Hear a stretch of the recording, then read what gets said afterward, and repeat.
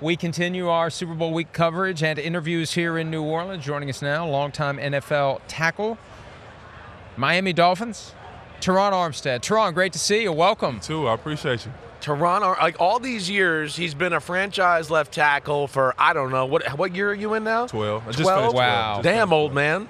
But I've never come across him ever, like in any way. He's been avoiding you. He's smart. Very smart of him, definitely. He's a smart left tackle. He's smart, he's rich, he's got it all going on. I just protect quarterbacks. You know what I mean? We don't have to do too much talking. Okay. I just protect you. Thank you. What drew you to play left tackle? When did you know that was your calling? Couldn't stop eating, man.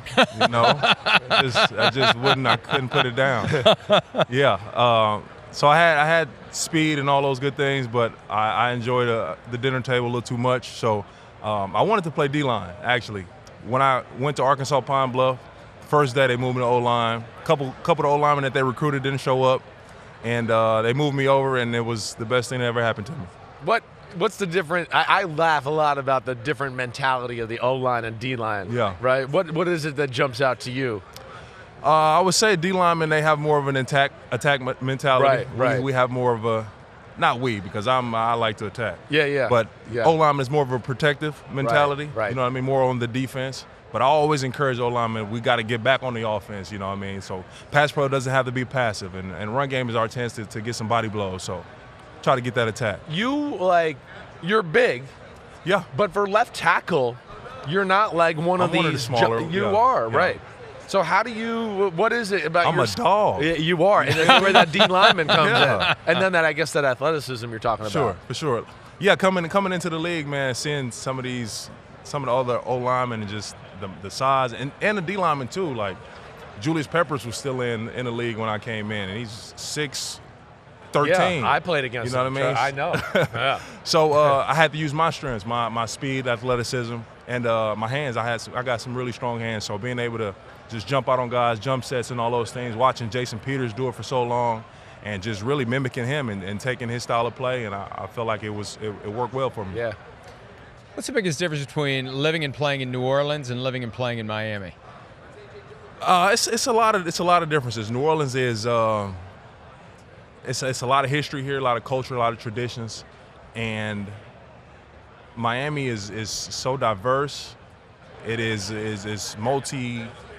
It's just so many different walks of life in Miami, and sports is one of the things that bring people together. No matter the race, the gender, doesn't matter. So you just look around in the stands in Miami, you will see so many different brands of people, and it's just both beautiful cities, both that has a lot to be proud of, and I couldn't be more thankful to play for those two organizations. I think the Super Bowl needs to be, and we've been talking about it all week, it's got to be New Orleans, Miami on a regular basis. Yeah, I think so too. You, what was I going to say? Oh, excuse me. I totally blanked out what I was about to say. I totally messed up. Like, can I read? Keep struggling. This is what it was. What's the best offensive line tradition you've been a part of? Right? Like, I used to go to Thursday dinners with the guys and do that. That's it? That's the one. You're still? Yeah, Thursday dinner. When I come into the league, Jari Evans, Zach Street, Ben Grubbs, like, it was not voluntary at all. You had to be there, and you had to be on time. If you were late, it's a $100 fine. And I'm coming from Pine Bluff, Arkansas. I'm trying to keep my 100. That's O-line stuff. So you're right. D-line wouldn't have a time stamp on the They don't have any structure. Right. Exactly. Yeah. So the O-line dinner, and then when COVID hit, I started doing them at my house. Right. So now in Miami, most of the O-line dinners are at the house, and it's it's a great time to fellowship and get to know guys deeper, build some relationships. Yeah, that tradition it should stay around. So you got a great house. I got a good living room. Cook? You got your own cook that's there for that then? Yeah. Wow. Yeah. So you're just footing the bill every week for the O-line dinner. Absolutely not. No. So even though it's at your house, that you still get people to chip in. For sure. Yeah. Somebody else got to pay. That's got to pay to See, play. that's O-lineman right there. That's O-lineman. That's amazing. D-lineman, whoever hosts the party, just be like, whatever, no big deal. No, that doesn't make great financial sense for me to do that. Exactly. So, we share it. What do you make, Terron, of the narrative around the Dolphins? And some of it, comes from within the team. One of the players said it after the loss to Green Bay on Thanksgiving night. There's a softness to the defense. That soft label's been applied to the Dolphins. Got to get some tougher guys. Got to get some more dogs like you. They're going to come out there and take care of things. How do you feel about where the Dolphins are, and do they need more of a physical edge and a physical mentality to get over the hump? I think we need more of an edge, more of an attention to detail and the small things. The word soft really it makes me cringe. Yeah. You know what I mean? Like, I've never been associated with the word, so it's hard to even talk about. But for the direction of the Dolphins, I think we just need to. The frustration is we have enough. Like, we feel like we have the talent to go win. So when you don't, it's hard to deal with. It's hard to cope with, especially when you're somebody that's used to winning.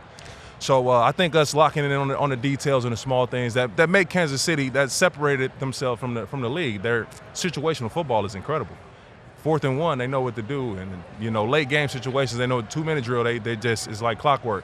I think those are things that we need to lock in and focus on more. Like, down to down, we can play with anybody. We can be as physical as we want to with anybody. Down to down, it's just the situational game has not been our friend, and we have to make that something that's a huge emphasis moving forward in order to win big games. And specifically, what do you do? How do you get from here to there? Yeah, I mean, it takes total buy-in, all from everyone, not even just the players, coaches, staff, training staff, equipment. It takes total buy-in, and there's only 3 or 4 teams that have that every year, and usually those are the Final Four. That every team is after one common goal. There's no individual success that's driving anyone. You know what I mean?